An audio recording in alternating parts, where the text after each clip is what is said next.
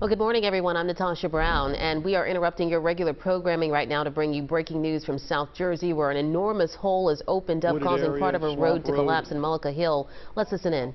And a torrent of water traveling through their properties, behind their properties. As it turns out, this was related to a natural ravine that exists in this wooded area that is on either side of a small private roadway that is elevated with embankments of 40 or 50 feet on either side, with drainage pipes in the bottom of that embankment, that those pipes over time had become clogged, and therefore this ravine on the one side, the contributing side of the water and the stream, began to rise. With the water tables being so high, with the unprecedented amount of precipitation we've had in the last couple of years actually, and especially since December, this became an issue to the point where at some point around 7:30 this morning, the pressure blew out that section of the embankment and the roadway on that private road. The water then traveled into the natural stream system in Raccoon Creek and flowed downstream. The important things that I make reference to here on our map is that there is a downstream assessment in process on all of that water. There's still an evaluation on the total number of gallons. I'm being told that we're talking about something in reference or in excess of 50,000 gallons of water was probably in this ravine, though that's not been determined exactly yet. That amount of water that now has traveled downstream in this assessment that's in process. Currently, there are no findings, but we are still evaluating that.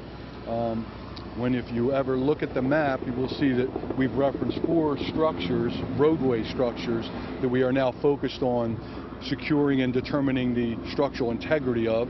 That includes naturally the roadway that was blown out. It includes a small bridge that connects Swamp Road to another local road here, Mill Road. It is 2 county structures that are culverts that go under Raccoon Creek, both on Mill Road and on our Main Street.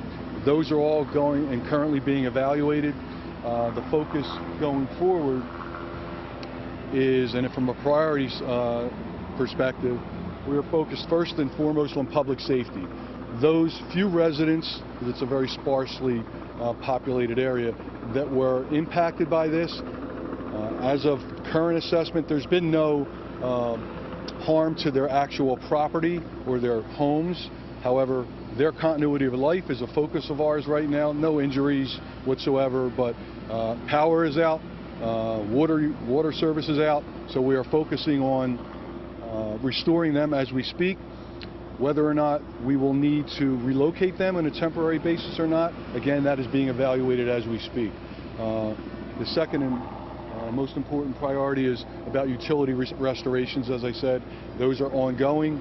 And then last on the list of priorities is the evaluation from a structural integrity standpoint on the erosion that has occurred and then the structures that exist. That's where we stand right now. Our intent is to, if there is something significant that develops, to hold another press conference. If not, going forward, the updates that will come to you will be in the form of press releases as we determine structural integrity of structures, whether or not there would be any evacuation, and then going forward, and this is not going to happen in the next 24 hours, what the long-term fix of the roadway that has been, blown out will be, and how we will reconfigure that. That's where we stand as of right now. They're not a total surprise. There were some warning signs here, you said? Yeah, I mean, I would, in being candid, this is something, because of the nature of the way roads have developed in a 175-year-old community, this is a small meandering path that became a private roadway that the public, meaning our municipality, only took ownership of in recent years because of a sale of a piece of property that it included. So the point being that is if you would look at it, a very small path, and in this area with the steep embankments, the pipes that go through at the bottom are not accessible by equipment. It's impossible to get equipment there. So the only way to get and clean these pipes out is to be done manually. And yes, the fact is those residents, knowing better than anyone, have expressed those concerns to us, especially over the last couple of years. And I would say with the water table being so high, this is why it became more of an emergent situation and something that we had been seeking to address and how we would move forward. Now obviously we have a clean slate to fix it, and thank God there's been no personal injury and appears no injury to, or structural injury at this point, and we'll move forward from here. So in order to manually clean out those drainage areas, you're saying that you would have had to dig up the road anyway? Is that, like, how would you have gotten to that? If people are coming, we had got some calls this morning saying, we complained about this, why wasn't anything done? I posed that question to you. Yeah, and the answer is manually. Workmen from our Public Works Department have in the past both done repairs on that stretch of road, which has an erosion issue because of this embankment, and then to get down there and clean these pipes out can only be done by a human being traversing a steep incline 40-50 foot embankment and get down there and try and manually clean them out. The reality is this is something that was put in place many years ago, decades ago, and it's something that they need to be addressed. And yes, you're right. We have heard those complaints, and it's just something that we did not address up until this point. Do the people that live back there, first, this was Swamp Road, correct? Not Chatham Lane? Correct. This happened on? Do those people, are they stuck back there? Do they have access to be able to get out of that road? Good question. So there were two access and entry points. One has now been eliminated because of the embankment being blown out. That would be the exit to go out onto Chatham Lane from Swamp Road. The other exit and entrance is right here on Mill Road. That has a small metal bridge on the road, and that is still accessible. We have at this point cleaned it out. We have driven on it this morning, but the reality is, from a safety perspective, what we're doing now is evaluating the integrity of the bridge. Everything seems good, but we're checking on that from an engineering perspective. But there is access in and out as we speak. When do you think those inspections will be complete? Say that again. When do you think those inspections of the bridge and the other two culverts? In these coming hours. Today we will make that determination. That's the top priority. Are there any other pipes like this around the town that could have similar, situation that now need to be evaluated to prevent this from happening? That's a good question, and I would reserve comment on that in deferring to my Public Works and Engineering team that know that firsthand. The reality is all of the towns in this area, because of the nature of it being a farming community and then building homes and development here, there are pipes like that all over the region. Just to clarify, you said that there was approximately 50,000 gallons that was released downstream because of That's an estimate that someone eyeballing it said this morning. So we all know, looking at the basin or the ravine that has been emptied and the depth of it, it's an educated guess. So at this point we don't know, but we're evaluating that. Do you know the last time that culvert was, that the drainage for that culvert was cleaned? I don't know offhand. I do not. Your message to the community. The hole is massive. Just our choppers are all flying over it. You can see a pretty massive hole and maybe impact a big chopper. What's your message to the community? Well, the message is that when something like this happens, everybody recalls that a few years ago we had a natural catastrophe in the form of a tornado, and it was that event that had us all firsthand look at what the emergency management operation that is in place in the county. Standing behind me is the leadership team of our community for fire and police, our Deputy Mayor Lawrence Moore, and the Director of the Office of Emergency Management for Gloucester County, Jackie Angelo. When this happened this morning, within minutes, it was probably within 20 minutes, the command staff was set up here.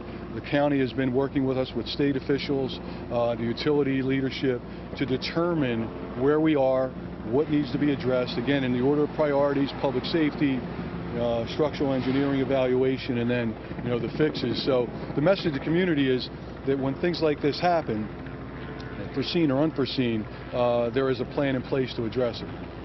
What if someone driving on that road? And I guess it could have been worse. Well, sure. I mean, if the what ifs, you could get carried away with that. I won't. There were no evacuations as a result of this? Currently, as of now, there's been no evacuations, and we are evaluating that structural integrity of the road to determine whether the 3 houses that are in this area without power and without water right now, as it's working on being restored, would be a consideration to be evacuated, and that will be determined in these coming hours. Are you also looking to see if there's any structural concern about those homes just because of their proximity to them? Yeah, that will be done also, but the eyeball of it appears that the proximity of where the water traveled, that's not a concern, but we will look at that. Any idea on timeline for when you guys will come with a long-term solution for this road? I'd say, again, I reserve comment on putting a timeline on that, other than immediately after the priorities are addressed in public safety and structural integrity, the look at what the options are to either replace the road as it was or look at an alternative route to connect somewhere else to give access out of that area, a secondary access beyond the other access. That will be the priority on the heels of making sure everybody is safe.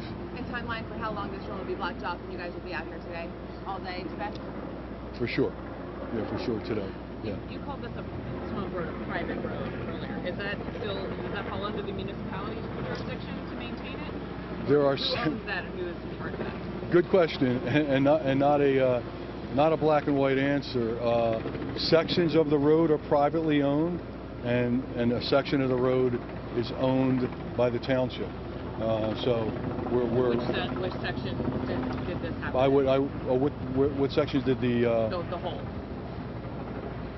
I think it's a little of both. I mean, you know, we're determining that right now, and we're and really looking at who has responsibility here is kind of a secondary priority, and we're looking at the safety and security and what the structural integrity is. But that's something that we'll determine. Okay. Thank you. Good. All right, we have been listening to the Harrison Township Mayor. They're giving us an update on this massive hole that's opened up there in Mullica Hill, New Jersey. It's related to a natural ravine that exists in that area. He's saying because of the precipitation we've had recently, pressure blew out part of an embankment, and that is what led to that enormous hole there that's blown out part of a road, a private road, part of it private. An estimated 50,000 gallons of water in that ravine now traveling downstream. 4 roads have had to be closed off at this point. They're securing those roads, assessing how structurally sound they are at this point. This is again happening at Mill Road between North Main Street and Mullica Road. This is again a private roadway, parts of it. Only a few residents live in that area, so not many people affected. We understand he's saying 3 homes are in that rural area back there, but they do have another way to get out of the area if necessary. So they're trying to figure out if evacuations are necessary at this point. The good news is, again, no injuries and structural damage at this point to any of the homes in that area. But again, a very fluid situation, as you can hear those officials saying. They're going to be assessing the situation for quite some time today, and we are going to, of course, stay on top of this.